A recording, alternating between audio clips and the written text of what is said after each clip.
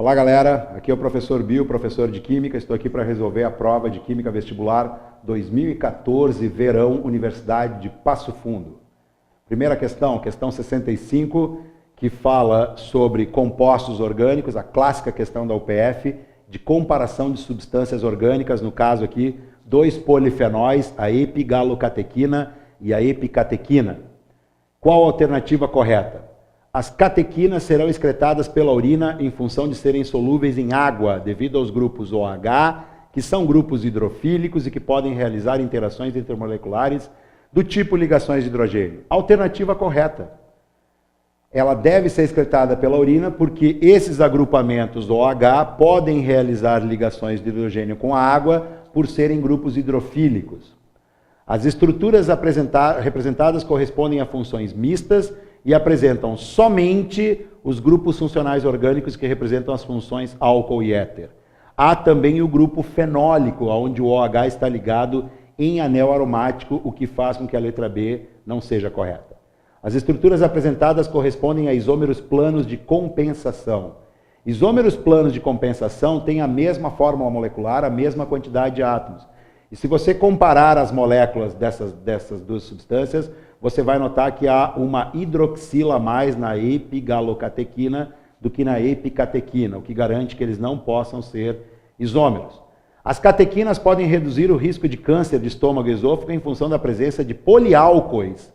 Não são poliálcois, são polifenóis, hidroxila em anel aromático. A epigalocatequina apresenta anéis aromáticos na sua estrutura e fórmula molecular C15H6O7. Aqui o que nos traz o erro é o número apenas reduzido de hidrogênios, onde são os 6 hidrogênios que são mostrados. E a questão não mostra outros hidrogênios que estão invisíveis aqui, como por exemplo todos esses outros hidrogênios que não aparecem, mas que fazem parte da fórmula molecular. Isso nos garante a letra A. Segunda questão, uma questão de atomística e tabela periódica. Outra questão que começa a se tornar corriqueira nos vestibulares da UPF é essas questões que envolvem distribuição eletrônica em íons e posições em tabela periódica. A seguir tem-se os símbolos que representam alguns átomos neutros de íon: silício, fósforo, enxofre, argônio, cálcio, o íon cálcio mais 2, o íon zinco mais 2 e o ânion brometo. A partir dos símbolos representados, assinale alternativas. Mais uma vez, a clássica questão perguntando a incorreta. Ao comparar o raio atômico dos átomos de silício, fósforo e enxofre, nota-se que o átomo de silício é o que possuirá o maior valor de raio. O raio atômico, na tabela periódica, cresce da direita para a esquerda e de cima para baixo nos períodos. A posição do silício, do fósforo e do enxofre é basicamente essa aqui: silício, fósforo e enxofre. O que nos garante que o silício deve ser o átomo com o maior valor de raio atômico, por estar mais à esquerda na tabela. Ao comparar o raio atômico do átomo neutro de cálcio com o raio iônico do cátion cálcio, percebe-se que o raio do íon é menor do que o raio do átomo neutro. Cátions perdem elétrons, ficam com carga positiva, e por perderem elétrons, reduzem o seu tamanho, já que perder elétrons e a força de atração do núcleo continua maior, continua igual, mas com menos elétrons para serem atraírem, o que aproxima os elétrons do átomo. Ou seja, cátions são menores do que átomos normais. Verdadeiro. As configurações eletrônicas dos íons zinco mais 2 e bromo menos 1 são, respectivamente, argônio 4s2 3d8 e argônio 4s2 3d10 4p6, sendo que a primeira energia de ionização do átomo de zinco é maior que a do átomo de bromo. Aqui nós podemos fazer a distribuição eletrônica do zinco, número atômico 30, que fica, de acordo com Linus Pauling, 1s2, 2s2, 2p6, 3s2, 3p6, 4s2, 3d10, 2, 4, 10, 12, 18, 20, 30 elétrons distribuídos, e como ele quer do zinco mais 2, devem ser tirados os elétrons da última camada.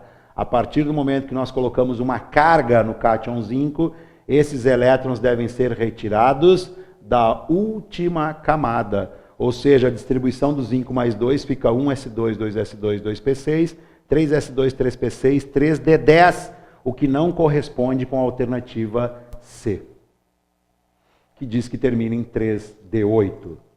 E a primeira energia de ionização do átomo de zinco não é maior que a do átomo de bromo, já que a energia de ionização cresce para o lado direito da tabela.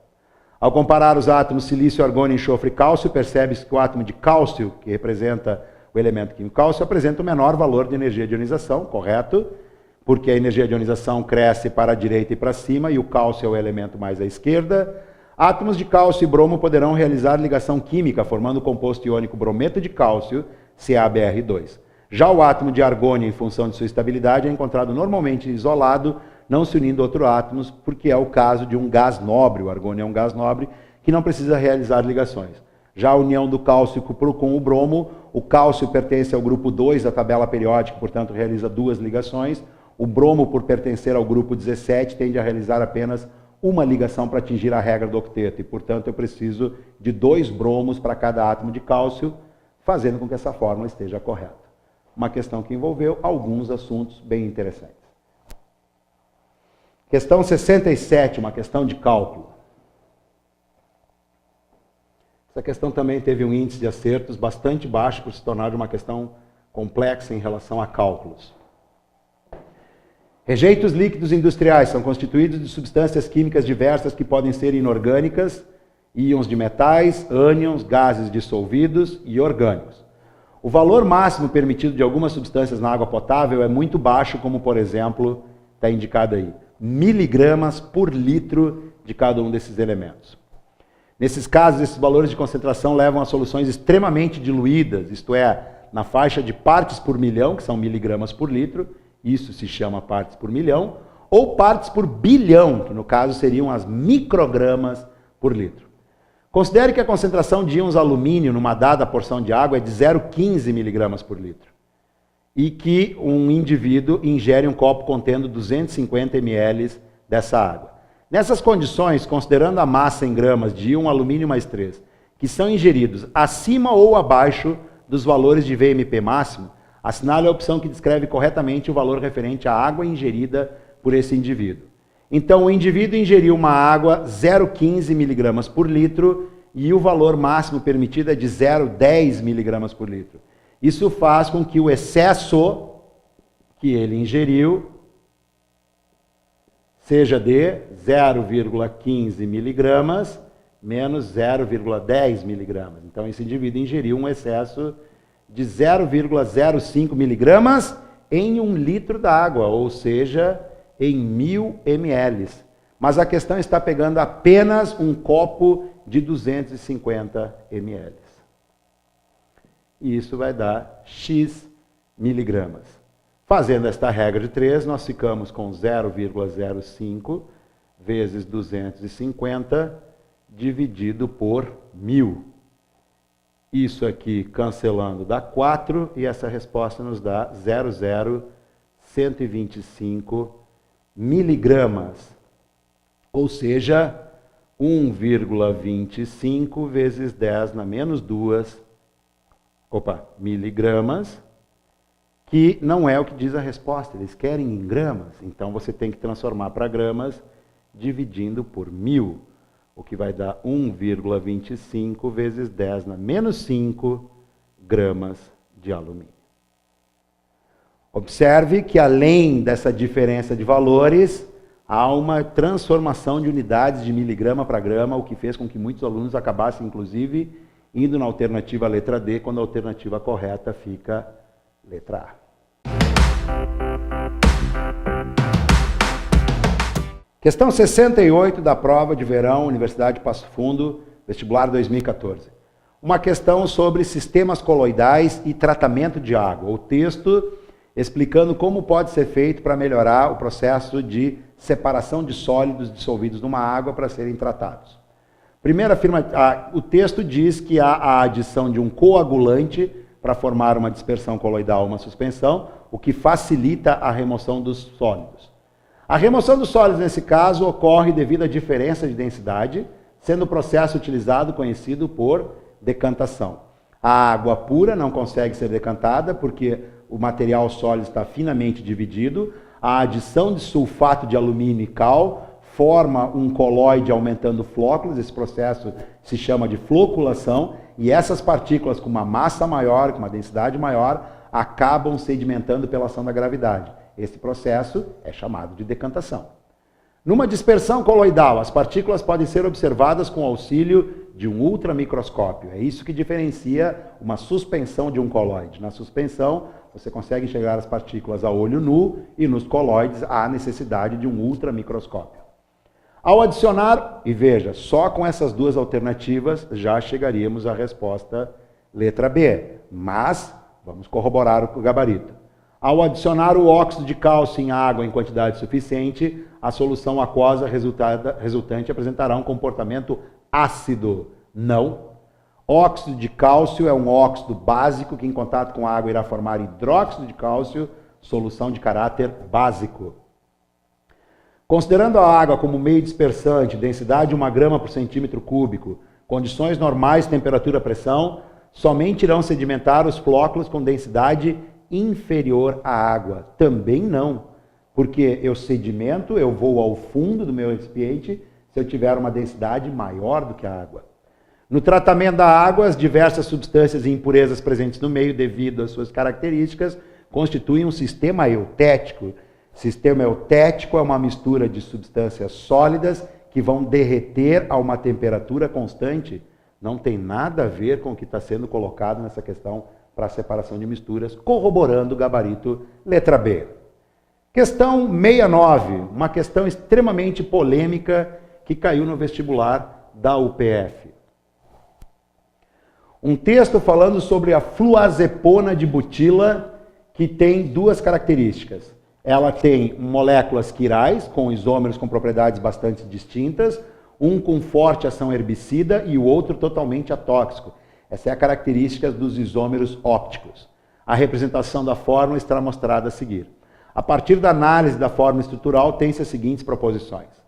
A estrutura representa um composto isômero opticamente ativo em função de possuir um carbono assimétrico na sua estrutura. O próprio texto garante isso quando ele diz que tem moléculas quirais que representam isômeros com propriedades distintas. Moléculas quirais são isômeros opticamente ativos. Os compostos isômeros podem ser diferenciados pela propriedade de desviar o sentido da luz polarizada e com um polarizador é possível observar que o isômero que tenha forte ação herbicida e o que seja totalmente atóxico, ou seja, os isômeros destrógeno e levógeno. A partir do momento que eu faço o teste de luz polarizada, eu reconheço qual é o composto destrógeno direita, qual o composto levógeno esquerda, e, portanto, eu consigo determinar qual que é tóxico para as plantas e qual que não é tóxico para as plantas. O composto químico não representa um caso de tautomeria, mas apresenta na sua estrutura os grupos éter, éster, amina e aleto orgânico. Tautomeria é um fenômeno de isomeria que envolve um enol.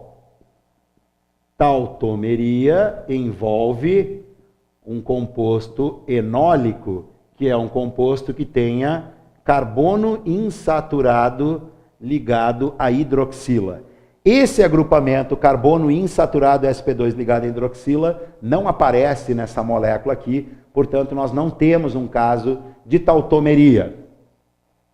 E temos as funções éter, éster, amina e aleto. Função éter, oxigênio entre dois carbonos. Função éster, COO, carboxila, aqui, função éster. Função amina, era para ser esta função. Amina é uma função orgânica onde o nitrogênio faz ligações simples com átomos de carbono. E não é o caso aqui, onde o nitrogênio faz uma ligação dupla com o átomo de carbono no anel aromático. E isso pode caracterizar uma imina e não uma amina. E um aleto orgânico é representado pelo flúor, que representa um grupo halogênio. Então fica a polêmica com relação a essa amina. No meu caso, errado. Na análise com o polarímetro se verifica para o composto a presença de 3 isômeros, um destrógeno, um levógeno e a mistura racêmica. Quando ele diz que tu tem 2 moléculas bastante distintas, ele está caracterizando a molécula destrógeno e a molécula levógena, que são moléculas ativas. E nós temos também a mistura racêmica, que é aquela onde o feixe de luz polarizado vai passar reto, significando que nós temos uma composição 50% destrógena, 50% levógena. Teste do polarímetro pode indicar desvio à direita, desvio à esquerda ou não ter desvio, o que para mim é verdadeiro.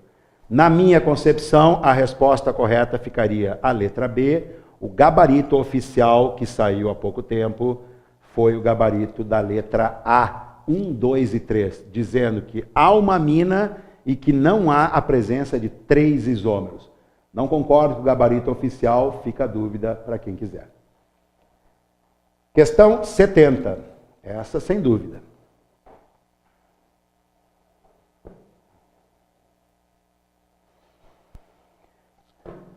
– 18 de abril de 2013, uma explosão numa planta industrial, produção de amônia para o emprego de fertilizantes.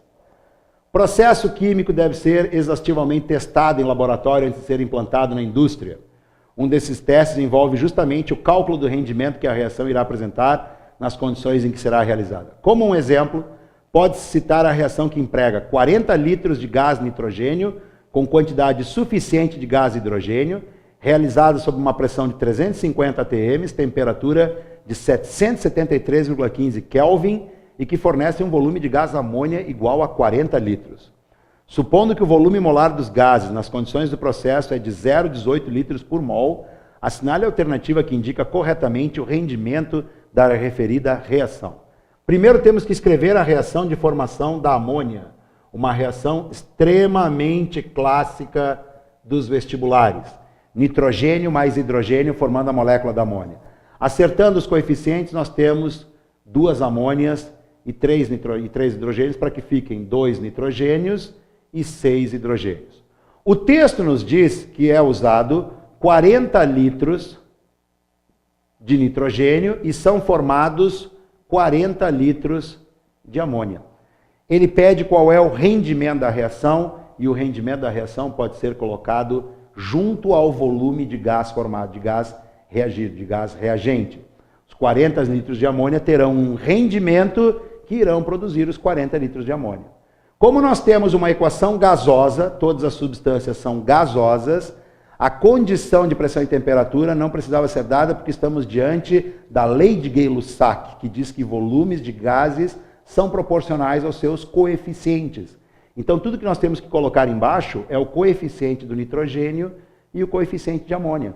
Para cada molécula de nitrogênio são formadas 2 moléculas de amônia. Para cada mol de moléculas de nitrogênio são formados 2 mols de molécula de amônia. Realizando esta regra de 3, nós temos que R é igual a 40 dividido por 40 vezes 2. Ou seja, isto vai dar 0,5 ou um rendimento de 50%.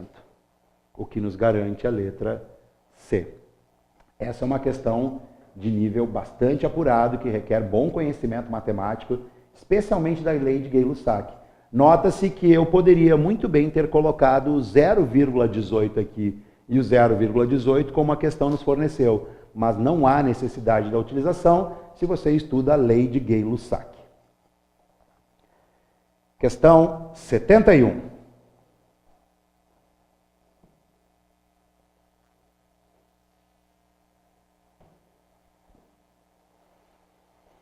Considerando-se as reações químicas para os compostos orgânicos, assinale VOF. Toda questão que envolve reação orgânica sempre tem um nível maior do que as questões normais. O composto propeno, ao reagir com HCl, produzirá preferencialmente o composto 2-cloropropano e não o 1-cloropropano, fato explicado de acordo com a regra de Markovnikov. Então nós temos a adição de HCl à molécula deste alceno. O que diz a regra de Markovnikov? Markovnikov nos garante que dentro dos carbonos insaturados, dentro da ligação dupla, o hidrogênio que irá atacar a molécula entrará no carbono mais hidrogenado. Entre esses 2 carbonos da ligação dupla, o carbono mais hidrogenado é o carbono da direita, o que nos garante que, de acordo com a regra de Markovnikov, esse hidrogênio entrará nesse carbono, enquanto o cloro entrará nesse carbono, e o meu produto principal será o 2-cloropropano e não o 1-cloropropano. Então, a primeira afirmativa é verdadeira. Segunda afirmativa. Substâncias químicas água e H3C, CH2, O, CH2, CH3 são produtos resultantes da reação de desidratação intermolecular entre duas moléculas de etanol. Essa reação ocorre na presença de ácido sulfúrico concentrado na temperatura de 140 graus. Desidratação intermolecular é a desidratação feita entre duas moléculas de álcool etílico ou de etanol. As moléculas de etanol podem ser representadas dessa forma aqui: CH3, CH2, OH mais OH, CH2, CH3. Só invertir a molécula para facilitar a visualização. Nós temos uma desidratação que é a saída de uma molécula de água. E a combinação do que sobra, né? Sobra o CH3, CH2 e sobra o O, CH2, CH3. O que garante fazer com que a segunda afirmativa seja verdadeira. Terceira afirmativa. 2 mols de C4H10 em reação de combustão completa com 13 mols de O2 produzem 8 mols de CO2 e 18 gramas de água. Então nós temos que fazer a combustão do C4H10. Combustão é uma reação com oxigênio formando gás carbônico e água por se tratar de um composto orgânico. Ao fazer o acerto de coeficientes, nós ficamos com 4 carbonos, 10 hidrogênios, 5 vezes 2, e agora nós temos 4 vezes 2, 8 oxigênios, mais 5 oxigênios, totalizando desse lado da equação 13 oxigênios. E desse lado nós temos 2, o que nos garante que aqui o coeficiente será de 13,5. A afirmativa nos diz que nós temos 2 C4H10, que reagem com 13 oxigênios, produzindo 8 gás carbônico e 18 gramas de água. Ora, pelo um raciocínio lógico, você deve estar observando que aqui há um dobro de quantidade. 1 para 2, 13,5 para 13, 4 para 8. Portanto, a nossa resposta aqui seriam 10 mols de água. A água tem uma massa molar 2 mais 16, que é 18. E se isso fosse multiplicado por 10, nos daria 180 gramas e não 18 gramas. Portanto, a terceira afirmativa é falsa, o que já nos garante a resposta letra D.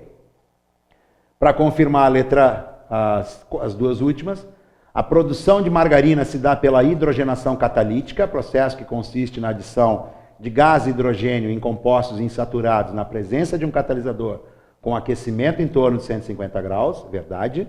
Esse processo provoca a quebra das insaturações para permitir a entrada dos átomos de hidrogênio, que nada mais é do que a reação de hidrogenação. A adição de gás cloro ao composto químico H3CCHCH2, na presença de calor, produzirá o composto H3CCCl2CH3. Temos de novo um caso de adição. Uma molécula de cloro vai entrar na ligação dupla, entra um átomo de cloro em cada um dos carbonos e, portanto, o produto não terá 2 átomos de cloro no mesmo átomo de carbono. Está errado mesmo e a letra D passa a ser o gabarito correto. Vamos à questão 72. Temos uma questão que pede o funcionamento de uma pilha, principalmente serem conectados eletrodos metais com diferentes capacidades, sofrerem oxidação. Sendo assim, quanto maior for a diferença de potencial dos eletrodos de uma pilha, maior será o valor da diferença de potencial gerado. Aqui nós temos, então, 2 elementos, zinco e cobre. O zinco com potencial menos 0,76 e o cobre com potencial positivo de 0,34. O que isso nos garante? Potenciais de redução nos mostram o cátodo. Então, o cobre será o cátodo, enquanto o zinco será o ânodo. Considerando as informações apresentadas e as equações, assinale a alternativa incorreta. Mais uma vez, a UPF pedindo a incorreta. As concentrações das soluções e a temperatura influenciam na diferença de potencial de uma pilha, certo? Se eu mexer nas concentrações, se eu mexer na temperatura, eu vou mexer na diferença de potencial, porque isso vai mexer nessas reações aqui. Numa pilha, ocorrem reações espontâneas de oxirredução.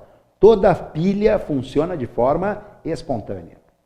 A DDP gerada por uma pilha é inversamente proporcional à intensidade da corrente elétrica produzida por essa pilha. Essa é uma expressão usada na física que diz que a diferença de potencial de uma pilha é igual à resistência vezes a corrente elétrica. Portanto, nós poderíamos fazer a definição de resistência como sendo a diferença de potencial dividida pela intensidade corrente, o que faz com que sejam grandezas diretamente proporcionais. A divisão entre duas variáveis faz com que elas sejam diretamente proporcionais. Aumentando a DDP, aumenta a corrente, diminuindo a DDP, diminui a corrente. Portanto, está errada a alternativa C. Uma pilha de zinco e cobre em regime de descarga leva à produção de íon zinco e cobre metálico. O zinco oxida, o cobre reduz, correto. A elevação da temperatura aumenta a velocidade das reações direta e inversa, embora haja um maior favorecimento no sentido das reações endotérmicas. Sempre que a temperatura aumenta, aumenta também a velocidade de qualquer reação, e no caso das reações endotérmicas, haverá um deslocamento para o sentido dos produtos, o que vai aumentar o rendimento ou um favorecimento. Está correta a letra E. Isso faz com que a letra C, uma alternativa de física, seja realmente a alternativa incorreta nessa questão. Obrigado.